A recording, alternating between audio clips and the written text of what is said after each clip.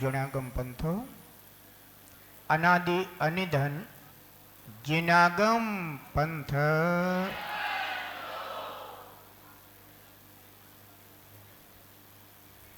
आज का अतिशय पावन दिवस, जिस दिन इस धरती पर श्रुत का आराधन हुआ, श्रुत की पूजा हुई और मनुष्यों के साथ साथ देवगणों ने आकर के महान ग्रंथ षटखंडागम ग्रंथ की आराधना की, पूजा की, उपासना की।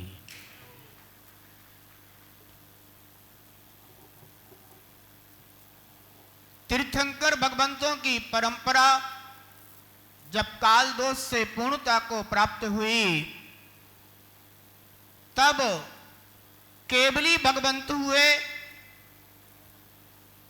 और जब केवली भगवंतों की परंपरा संपन्न हुई, तब शुत केवली होना प्रारंभ हुए। जब शुत केवलियों की भी परंपरा संपन्न हो गई, तब अंगांश के धारी आचार्य भगवान धर्षण स्वामी हुए, और उन्हें इस बात की चिंता हुई कि यह जो श्रुत है, यह काल दोष के कारण अब विच्छित्ति को प्राप्त होता जा रहा है। यदि हमने शुद्ध लेखन का कार्य प्रारंभ नहीं करवाया, तो जो ज्ञान आज हमें है, यह हमारे साथ ही चला जाएगा। फिर आगामी काल में किस तरह यह निर्ग्रंथ वीतराग मोक्ष मार्ग की परंपरा आगे बढ़ेगी। जब आचार्य भगवान धर्षण स्वामी को इस बात की चिंता हुई, तो उन्होंने उस समय के एक महान आचार्य अरहत बली आचार्य, जिन्होंने समस्त श्रमणों का सम्मेलन गुजरात के महिमा नगरी और वर्तमान के महसाणा नगर में उन्होंने उसे प्रारंभ किया। उन्होंने युग प्रतिक्रमण की परंपरा प्रारंभ की कि 5 वर्ष में जितने भी श्रमण हैं, सभी श्रमण एक स्थान पर सम्मेलन करेंगे, और सम्मेलन करके एक दूसरे के साथ वात्सल्य से मिलन करेंगे, जिससे कि यदि किसी के अंदर अल्प ज्ञान के कारण, छदमस्तता के कारण, क्रियाचर्या परिचर्या में अगर कोई अंतर आता है, तो सम्मेलन में उसे दूर किया जाए और सभी श्रमण एक चर्या का पालन करें। तभी धर्म का उत्थान हो सकता है, और ये वीतराग श्रमण परंपरा आगे बढ़ सकती है। ऐसी उत्तम भावना से आचार्य भगवान अरहत बली स्वामी ने यह श्रमण सम्मेलन वहां पर आयोजित किया। उधर धर्षण स्वामी, आचार्य भगवान धर्षण स्वामी गिरनार गिरी के चंद्र गुफा में अपनी तप साधना में सतत संलग्न रहा करते थे, और जब उन्हें इस बात का पता चला, तो उन्होंने पत्र के माध्यम से आचार्य भगवान अरहत बली स्वामी के पास समाचार पहुंचाया कि यह काल दोष के कारण श्रुत की परंपरा विच्छेद होती चली जा रही है और हम चाहते हैं कि ऐसे दो श्रमण हमारे लिए उपलब्ध कराए जाएं जो विशिष्ट क्षयोपशम के धारी हैं, जिनके माध्यम से जो आज हमारे पास ज्ञान है वह हम उन्हें प्रदान कर सकें और श्रुत की परंपरा आगे बढ़ सके। धन्य है आचार्य भगवंधर शयन स्वामी, जिन्हें अपने प्रति तो जो आत्मोत्थान का चिंतन था वह तो था ही, लेकिन अपने साथ साथ अपन सभी का भी जिन्हें चिंतन था और चिंता थी कि आगामी काल में श्रमण और श्रावक धर्म किस तरह से आगे बढ़ेगा। और जैसे ही यह समाचार उस समय के महान आचार्य अरहत बली के पास पहुंचा, अरहत बली ने वह समाचार पढ़ा, सुन सुन करके आह्लादित हो उठे, आनंदित हो उठे, प्रफुल्लित हो उठे और संपूर्ण श्रमण समुदाय के लिए उन्होंने उस समय समाचार संप्रेषित किया कि इस समय के महान आचार्य धर्षयन स्वामी जो गिरनार की चंद्र गुफा में बैठ करके अपनी आत्म साधना धर्म साधना में संलग्न है, उन्होंने इस तरह की चिंता व्यक्त की है और यह चिंता समय और काल क्रम के अनुसार हम सभी के लिए भी विचारणीय है। इसलिए उनके निकट हमें दो योग्य श्रमण भेजना है। और जब यह चर्चा सभी श्रमण समुदाय के पास पहुंची तो सभी ने पूर्ण रूप से दो नाम सुझाए, जो उस समय के महान क्षयोपशम के धारी, एक पुष्पदंत और दूसरे भूत बली। इन दो जो युवा साधु थे, तरुण साधु थे, उनके लिए वहां भेजने का प्रस्ताव पारित हुआ।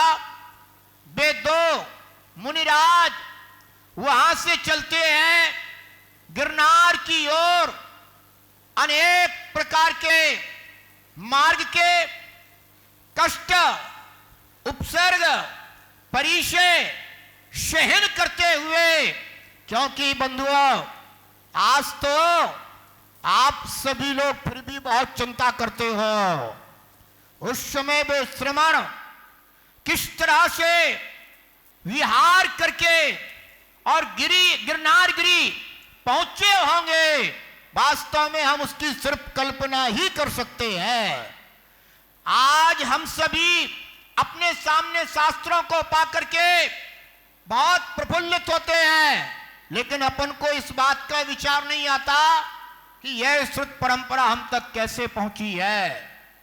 और वे दो मुनिराज जैसे ही गिरनार पर्वत की तलटी में पहुंचते हैं, उधर आचार्य धर्षयन स्वामी के लिए रात्रि के पिछले पहर में स्वप्न आता है कि दो तरुण उछलते हुए कूदते हुए पूर्ण श्वेत बछड़े चले आ रहे हैं।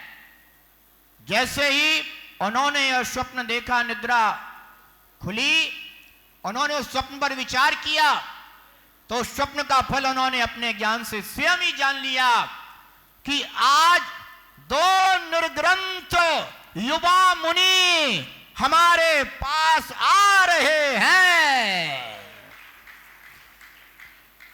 और वे दोनों मुनिराज जब चंद्रगिरी की गुफा पर पहुंचते हैं और वहां पहुंचते ही आचार्य धर्षयन स्वामी के चरणों में पहुंचकर पूर्ण विनय पूर्वक नमोस्तु करते हैं।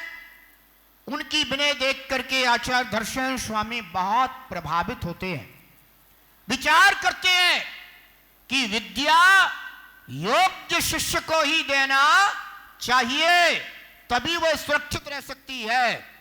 इसलिए उन्होंने उनकी परीक्षा की और दोनों ही मुनराजों के लिए एक एक मंत्र दिया कि आप इस मंत्र की सिद्धि करें, उपरांत हमारे पास उपस्थित हो। दोनों मुनिराज आज्ञा पाकर के मंत्र सिद्धि में संलग्न हो जाते हैं और वो देखते हैं कि उनके सामने, एक मुनराज के सामने एक विद्या देवी उपस्थित होती है, जिसका एक दांत बाहर को निकलता है। वह सोचते हैं कि देव तो समचंद्र संस्थान के धारी होते हैं, फिर यह एक दांत बाहर कैसे निकल रहा है? जरूर इस मंत्र में कुछ ना कुछ त्रुटि है, परंतु त्रुटि कैसे कह सकते हैं? यह तो महान आचार्य के द्वारा दिया हुआ मंत्र है, हो सकता है, मुझे देखना चाहिए। उन्होंने उस मंत्र को देखा तो एक अक्षर उस मंत्र में वृद्धि को प्राप्त हो रहा था। उन्होंने तुरंत ही वह अक्षर उस मंत्र से पृथक किया और पुनः मंत्र की सिद्धि की, तो उनके सामने पूर्ण सर्वांग सुंदर देवी उपस्थित हुई और वह कहती है कि आप मुझे बताइए, आपने किस प्रयोजन से मुझे बुलाया है? उन्होंने, उन मुनराज ने कहा, हमारा कोई प्रयोजन नहीं है, हमने तो सिर्फ गुरु के द्वारा प्रदत्त मंत्र को ही गुरु की आज्ञा से जपा है। उधर दूसरे मुनराज ने भी ऐसे ही मंत्र सिद्धि की, तो उनके सामने एक ऐसी देवी उपस्थित हुई जिसकी सिर्फ एक आंख थी। मुनराज ने विचार किया, ऐसा विद्यादेव देवी नहीं होते हैं। तुरंत उन्होंने भी अपने मंत्र को देखा और मंत्र को देख करके पाया उस मंत्र में एक अक्षर कम है। उन्होंने तुरंत एक अक्षर को उसमें मिला करके पुनः मंत्र का जाप किया और उनके सामने भी पूर्ण सर्वांग सुंदर देवी उपस्थित हुई। उसने भी मुनराज से यही कहा कि आपने मुझे किस प्रयोजन से याद किया है? मुनराज ने कहा, मेरा कोई प्रयोजन नहीं, ये तो गुरु की आज्ञा है। और वे दोनों मुनराज मंत्र को शुद्ध जान करके आचार्य भगवान दर्शन स्वामी के चरणों में पहुंचते हैं, उनसे निवेदन करते हैं कि भगवान, इस मंत्र के माध्यम से इस तरह का घटनाक्रम उपस्थित हुआ। आचार्य भगवान दर्शन स्वामी समझ गए कि ये दोनों शिष्य आचार्य भगवान अरदबली स्वामी ने ऐसे शिष्य भेजे हैं, ऐसे शिष्य भेजे हैं कि जो हमारे द्वारा जो श्रुतियां इन्हें प्रदान किया जाएगा उसको पूर्ण रूप से ग्रहण करने के योग्य है। क्योंकि उस समय तक जो परंपरा रही है वह लेखन की परंपरा नहीं थी, मात्र गुरु मौखिकी शिष्यों को ज्ञान दिया करते थे और शिष्यगण अपनी कर्णांजलि से श्रवण करके उसे आत्मसात कर लेते थे। आचार्य भगवान दर्शन स्वामी ने फिर दोनों पुष्पदंत और भूतबली मुनराज के लिए योग्य मुहूर्त में विद्या अध्ययन कराना प्रारंभ किया और उन्होंने अपना ज्ञान उन्हें प्रदान करके अपनी आयु को अल्प जान करके दोनों मुनराज के लिए वहां से विहार करा दिया। दोनों मुनराजों ने विहार करने के बाद फिर श्रुत लेखन प्रारंभ किया और आचार्य पुष्पदंत स्वामी ने शत प्ररूपणा के 170 सूत्रों की रचना की। पश्चात फिर उन्होंने भी अपनी आयु अल्प जान करके भूतबली से कहा कि अब इस ग्रंथ की पूर्णता आपको करना है। और आचार्य पुष्पदंत फिर अंकलेश्वर की ओर विहार कर गए। आचार्य भूतबली ने षट खंडागम ग्रंथ की रचना की और आज का जो दिन है यह ज्येष्ठ शुक्ला पंचमी का दिन,